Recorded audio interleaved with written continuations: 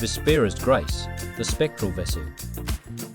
In the bustling port city of Havenbrook, rumours spread like wildfire about a ghostly ship that has mysteriously appeared on the horizon. Whispers of its haunting presence and the untold treasures rumoured to be aboard have reached the ears of many an intrepid adventurer. With a mixture of curiosity and excitement, a motley group of unlikely heroes gathers at the local tavern, their paths destined to intertwine as they embark on an unforgettable and harrowing journey aboard the haunted boat. Little do they know of the dangers and secrets that lie ahead. As the adventurers mingle in the tavern, an enigmatic figure named Captain Renard approaches their table. His weathered face bears witness to the hardships of countless sea voyages. With a mix of urgency and desperation, he reveals a tale of woe and a call for aid. The spectral vessel, known as the Vespera's Grace, has been haunting the waters near Havenbrook, and it threatens the peace and livelihoods of the town's inhabitants. Townsfolk and livestock alike have been disappearing in the night, and terrible and frightening sounds can be heard emanating from the vessel. He implores the adventurers to investigate the ship as it lay anchored less than a mile from shore in the sprawling sea. They must uncover its secrets and put its restless spirits to rest once and for all.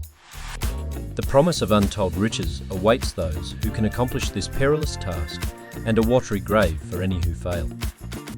So my players are getting ready to go on this epic sea adventure, and I'm going to need a lot of boats. Man, I mean a lot of boats. So I got this idea to build boats and craft them out of pop bottles. So the main ingredients for this build is going to be pop bottles and caulk, which I got from the dollar store.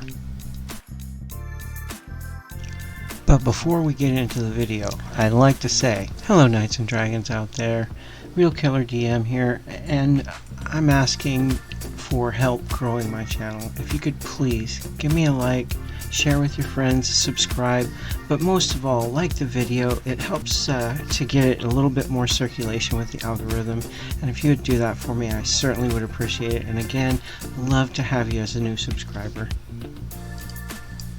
Just so I can give credit where credit is due, Jeremy at Black Magic Craft is where I got this idea for the caulking. So yeah, all credit goes to him, at least as far as the caulking goes. But this skin idea was kind of my thing. I wanted to see how well I could make a boat. So first I laid out the caulk on my actual cutting mat itself. Two things I should point out at this point. One is you'll see my hand sticking here and there. Make sure your hand is thoroughly wet or you will have a problem. And two, when I laid it out, I think next time I would actually do a border in masking tape and then actually do it inside of the border for a little bit cleaner cuts and stuff. Alright, so the first thing I'm going to do is prep this bottle up. I'm going to take off the top and cut her in half. And while I was doing that, I had a couple of questions floating around in my head. Does anybody else have maybe some good ideas we can do with these skins?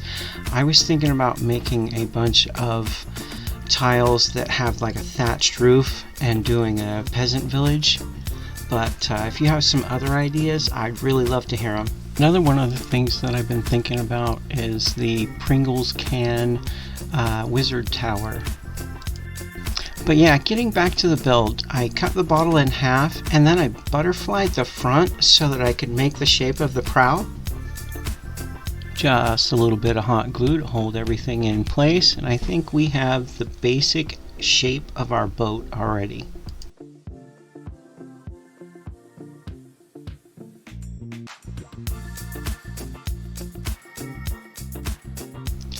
This is the part I've been waiting for, and let me tell you, it did not disappoint. The latex, because it was so stretchy, I was able to just mold it perfectly around this bottle to create the exact shape that I wanted. The pattern that was in it, I couldn't have been happier with it. I mean, it just wrapped around the thing like a glove. Now, one of the things that I did notice is because it is so stretchy and it does have so much give, It was not very easy to cut with a razor blade knife or an X-Acto blade. It was so much easier just clipping it in small increments with my 3D printer clippers.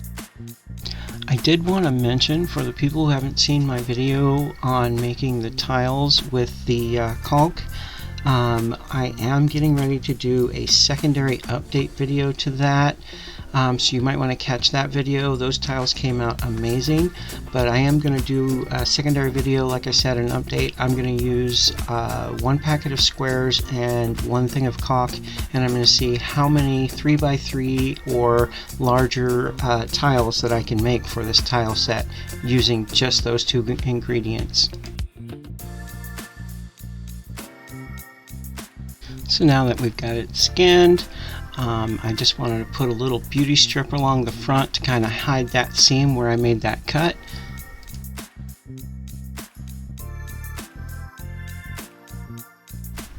A little snip to the excess, and it looks pretty good.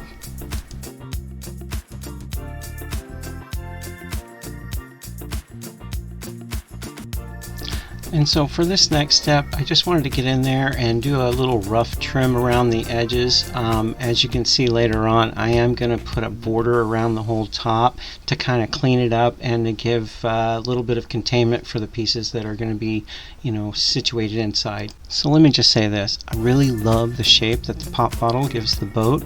And once I get this back part skinned and get it kind of tucked in, you'll see what I mean.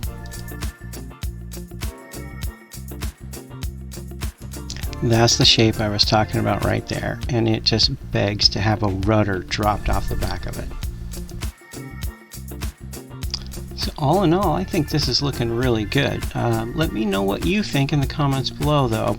But so far, with this as easy as it is to work with, the only thing that I have to complain about is the time that it takes to dry and set. At this point, I just wanted to get a nice flat deck on it so that I could fit a copious amount of miniatures on top of it, so we could have a good sized boat for gameplay. And I think I can get probably around 6 to 8 miniatures depending on size. Also, I should point out, this is a 12-ounce bottle, so it's pretty small, and you can still fit a ton of miniatures on here.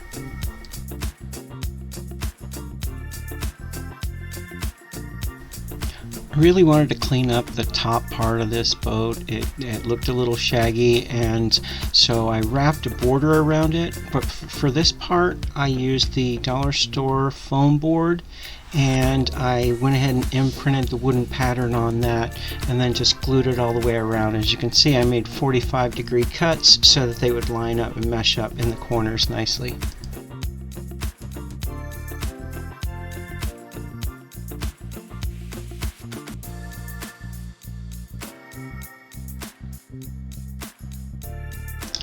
A lot of people who know me know that I love picking up these little scratcher coins that you get from the gas stations or the mini marts. They have them out for free when you buy scratch tickets and stuff. I usually pick up 2 or 3 of them every time I'm in, and they make great bases for a lot of stuff. At this point, the boat's pretty much done, so I just wanted to add a couple of beauty things to it.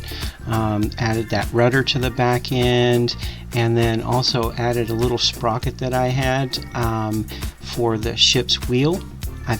And for some unknown reason, I happen to have this little mermaid that I had printed for I don't remember what laying around, and it is just begging to go on a prow.